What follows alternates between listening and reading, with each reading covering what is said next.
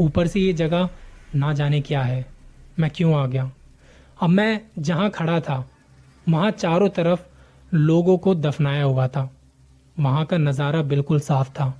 वो एक खुला सा एरिया था, एक खुली सी जगह थी जहाँ कम से कम 40-50 कब्रें थी। कई बार आपने भी सुना होगा कुछ लोग जो अक्सर कहते हैं रात को कब्रिस्तान से होके नहीं जाना, शमशान वाले रास्ते से दूर रहना। ये सब बातें ना जाने हम कब से सुनते आ रहे हैं, लेकिन हम दिन में इतना हिम्मती महसूस क्यों करते हैं? क्या दिन में नेगेटिव एनर्जी वहां नहीं होती? माना कि रात को वहां जाने में हालत खराब हो ही जाती है, पर असल में दिन में भी उतना ही खतरा बना रहता है। लोग अगर ऐसा कहते हैं तो कुछ तो बात होगी, पर जो काम मना किया जाए वो जरूर करना होता है। कॉलेज टाइम से ही मेरे मन में ये सवाल ना जाने कितनी बार आता रहा है, और जैसा कि मैंने कहा, जो काम मना किया जाए वो तो करना ही है। उन दिनों मैं नया नया जवानी की दहलीज में कदम रख रहा था, और जवानी के जोश में वो गर्म खून कहाँ किसी की सुनता है। मुझे याद है जुलाई का वो महीना, बहुत गर्मी थी। मैं निकला था सुबह अपने कॉलेज के लिए। बाइक निकाली और पेट्रोल डलवा के मैं निकल पड़ा। मैं जा रहा था, तभी पता नहीं मेरे मन में क्या आया कि आज कॉलेज नहीं जाते। मैंने तभी अपनी बाइक कहीं साइड में रोकी और अपने दोस्त को फ़ोन किया, भाई यार आज कॉलेज जाने का मन नहीं कर रहा, चल कहीं घूम के आते हैं। दोस्त ने कहा आज मेरे पापा छोड़ने आ रहे हैं, मैं तो नहीं आ सकता। मैंने कहा ठीक है, तू एंजॉय कर। उसने दबी आवाज़ में बात कर फ़ोन काट दिया। फिर मैंने किसी और को फ़ोन किया, उससे भी कहा कि कहीं घूमने चले, आज कॉलेज जाने का मन नहीं है। उसने भी कोई बहाना मार के मना कर दिया। मैंने सोचा अब इतनी गर्मी में कहाँ जाऊँगा, कॉलेज ही चलते हैं। सुबह 9 बजे के आसपास मैं कॉलेज पहुँचा। वहाँ जाके पता चला कि आज हमारे प्रोफेसर साहब छुट्टी पर हैं। उनके घर में किसी की डेथ हो गई है। ये खबर सुन के बुरा लगा। उस दिन पता नहीं मेरा मूड सुबह से ही अलग था, कुछ अलग सा था, बहुत नेगेटिव सा फील हो रहा था। और जब आप एक बार नेगेटिव सोचने लगे तो वो नेगेटिविटी आप पर और ज़्यादा हावी होने लगती है। मुझे जब भी ऐसा फील होता है तो मैं अकेले बैठना पसंद करता हूँ। खुद के साथ समय बिताना मुझे बहुत अच्छा लगता है। उस दिन भी कुछ यही हुआ।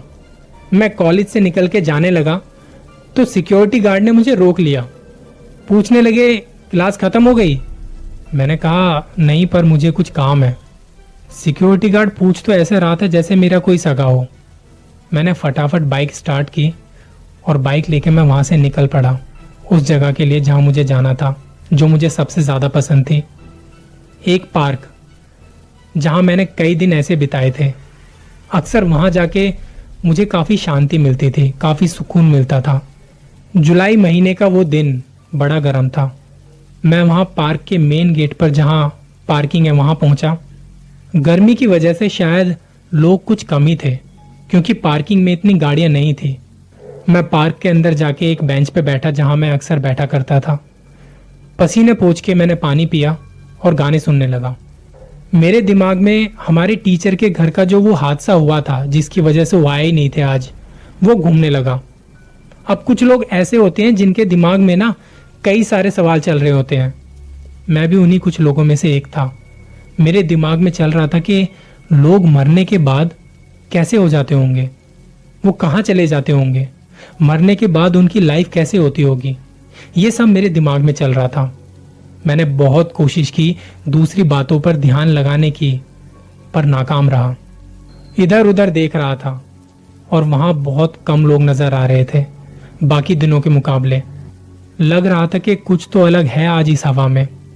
मैं जिस बेंच पर बैठा था वहां से उठा और थोड़ा पेड़ों की छायाओं में, पेड़ों की जहाँ छाया पड़ रही थी वहां घूमने लगा। ना तो वहां कोई सिक्योरिटी गार्ड नजर आ रहा था, ना कोई कपल। अब ये जो पार्क है ना, ये बहुत बड़ा पार्क है। मतलब ये इतना बड़ा पार्क है कि आप अगर पूरा पार्क घूमेंगे तो आपको आधा दिन तो लग ही जाएगा। पर मैंने इस पार्क को अच्छे से देखा हुआ था, क्योंकि मैं अक्सर यहाँ आता था और घंटों यहाँ बिताया करता था। मैंने उस पार्क की हर एक चीज़, हर एक जगह देखी हुई थी, सिवाय एक कब्रिस्तान के। उधर की साइड में कभी नहीं गया था, और सच बताऊं तो मुझे पता भी नहीं था कि ये कब्रिस्तान है। वो तो उस दिन मेरे साथ जो हुआ तब मुझे पता चला कि वो कब्रिस्तान है।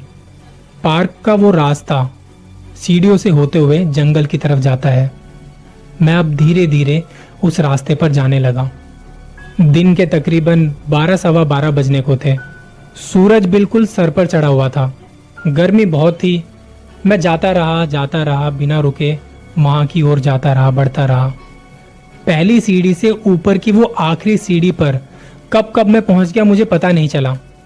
तकरीबन 40-50 सीढ़ियां थी वो। जब मैं वहां पहुंचा तो सबसे पहली चीज जो मुझे नजर आई, एक घना सा जंगल। कोई रास्ता नजर नहीं आ रहा था। मुझे लगा कि क्या मुझे अंदर जाना चाहिए। सोचा कि चलते हैं और एक बार देखते हैं इस जंगल में कहां से कहां निकलेंगे। थोड़ा अंदर गया तो रास्ते नजर आए, दाएं बाएं और सीधा जंगल के अंदर। पहले मैं दाएं रास्ते पर गया, देखा तो आगे तक काफी लंबा रास्ता था वो।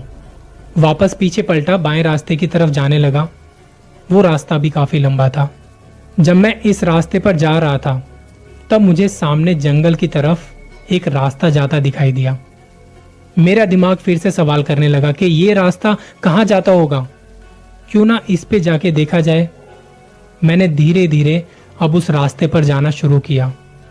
दिन के समय वहां किसी पक्षी या जानवर की कोई आवाज नहीं सुनाई दे रही थी, बस मुझे मेरे कदमों की आवाज सुनाई दे रही थी।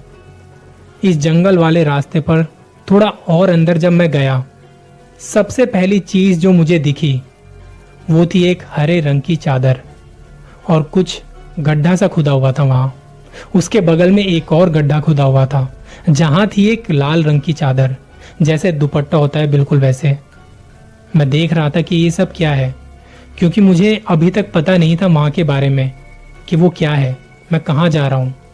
थोड़ा और आगे जाके देखा तो वहां कुछ और भी गड्ढे खुदे हुए थे। जब मैं 2-4 गड्ढों को पार करता हुआ थोड़ा और आगे बढ़ा, तब मुझे कुछ समझ में आया कि अभी मैं जिस जगह पर खड़ा हूं ये कोई मामूली जगह नहीं है। ये एक कब्रिस्तान है, जहां पर मुझे नहीं होना चाहिए। मुझे ठीक से याद है, मैंने बस 4-5 गड्ढों को पार किया था, पर जब मैंने सामने का नजारा देखा और वहां से जब वापस जाने के लिए सोचा, जैसे ही मैं पीछे मुड़ा तो बहुत सारी कब्रें नजर आ रही थी, और वहां से निकलने का रास्ता भी नजर नहीं आ रहा था। उस वक्त मेरी हालत जो खराब हुई वो मैं बता नहीं सकता। उस सिचुएशन को एक्सप्लेन करना बड़ा मुश्किल है। दिमाग में बस यही चल रहा था कि मैं आ तो गया हूं, पर अब वापस कैसे निकलूं। ना तो कोई मदद थी और ना मुझे वहां पे कोई नजर आ रहा था जिससे मैं रास्ता पूछता। इधर उधर भटकते हुए मैं ढूंढ रहा हूं कि किस रास्ते से मैं आया था। मुझे कोई रास्ता दिखाई नहीं दे रहा था। मैं पसीने पसीने हो चुका था। एक तो गर्मी बहुत थी, ऊपर से ये जगह ना जाने क्या है, मैं क्यों आ गया। अब मैं जहां खड़ा था वहां चारों तरफ लोगों को दफनाया हुआ था। वहां का नज़ारा बिल्कुल साफ था। वो एक खुला सा एरिया था, एक खुली सी जगह थी जहां कम से कम 40-50 कब्रें थी। बच्चों की, औरतों की, कहीं पे हरी चादर, कहीं पे लाल चादर, कुछ कब्रें छोटी, कुछ कब्रें बड़ी। मैंने जल्दी से अपने मोबाइल जेब से निकाला और सोचा कि अपने दोस्त को फ़ोन करता हूँ, पर वहाँ उस जंगल में नेटवर्क भी नहीं आ रहे थे फ़ोन में। मेरी हालत रोने जैसी हो गई थी। मैं अपने घुटनों पे आ चुका था। एक नज़र मैंने ऊपर देखा कि हे भगवान, इस मुसीबत से निकाल दो। मैंने रोते रोते अपना चेहरा नीचे की ओर किया। तभी किसी ने मेरे कंधे पर हल्के हाथ से थपथपाया। मैंने झट से पीछे देखा, पर वहां कोई नहीं था। और ये मेरा वहम नहीं था। मुझे बिल्कुल ऐसा फील हुआ जैसे किसी ने मुझे मेरे कंधे पे हाथ मारा हो। मैं चिल्लाना चाह रहा था, पर मेरी आवाज नहीं निकली, या शायद उस वक्त मुझे ऐसा लग रहा था कि मैं अपनी आवाज को नहीं सुन पा रहा था। यहाँ वहां नजरें घुमाते हुए देख रहा हूं कि बाहर निकलने का रास्ता मिल जाए, मुझे इस मुसीबत से कोई निकाल दे। इस कब्रिस्तान के थोड़ा साइड में एक पुरानी इमारत थी, कोई प्राचीन काल इमारत। मैं उसकी तरफ जाने लगा। आगे पीछे देखता हुआ मैं बढ़ रहा था उसकी तरफ। जैसे जैसे मैं उसके करीब जा रहा था कुछ आवाजें सुनाई दे रही थी। कभी लग रहा था वो आवाज अंदर से आ रही है, कभी लग रहा था जंगल से किसी के चिल्लाने की आवाज आ रही है।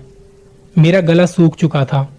बैग से पानी की बोतल निकाली, पहला घूंट लिया और जैसे ही मैंने पहला घूंट लिया मेरे कानों के पास किसी की सांसें मैंने महसूस की। वहां दूर दूर तक कोई भी नहीं था सिवाय मेरे। फिर ये सब क्या हो रहा था मेरे साथ, क्यों हो रहा था? मैं रोता रोता उस इमारत की तरफ जा रहा था। मुझे लग रहा था कि मैं कभी यहां से निकल भी पाऊंगा कि नहीं। वहां जाके एक जगह पर मैं बैठ गया। फोन मेरा हाथ में था, नेटवर्क उसमें आ नहीं रहे थे। ऐसी सिचुएशन में क्या करना है क्या नहीं कुछ भी समझ नहीं आ रहा था। जहां मैं बैठा था वो इमारत छोटी थी, 2-3 कमरे थे उसमें, ज्यादा बड़ी इमारत नहीं थी। सन्नाटा इतना था कि मैं अपनी सांसों की आवाज सुन पा रहा था, अपनी सांसें सुन पा रहा था। दिन के वक्त ऐसा सन्नाटा नहीं होता। धूप बहुत तेज थी।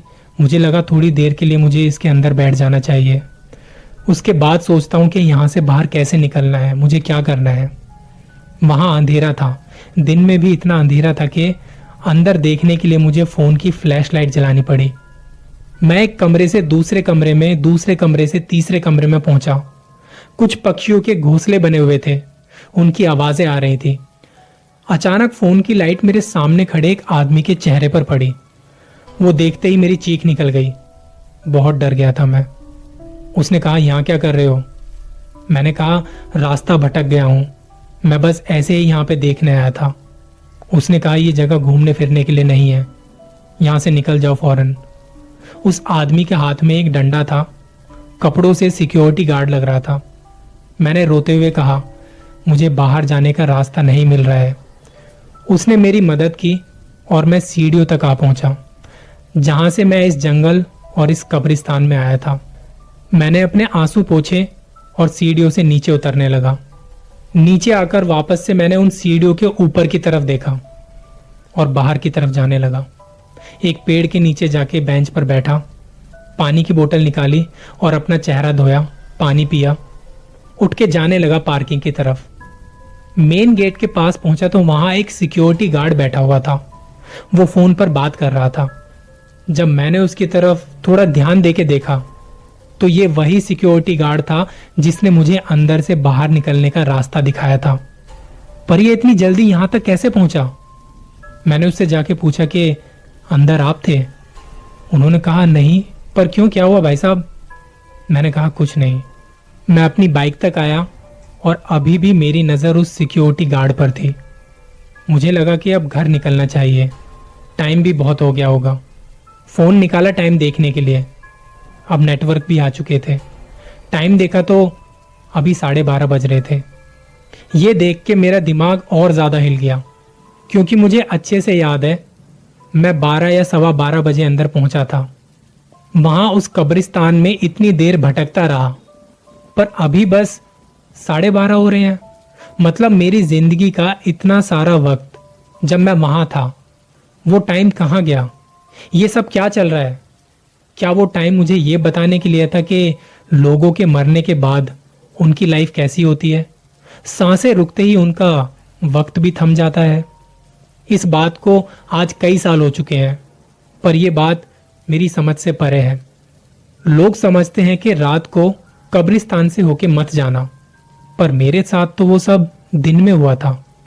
इस राज को कभी मैंने किसी से शेयर नहीं किया, क्योंकि यकीन वही करेगा जिसने कभी किसी नेगेटिव एनर्जी को फील किया हो, वरना इन बातों पर किसी को यकीन नहीं होता। आपको होता है? नहीं? या हाँ?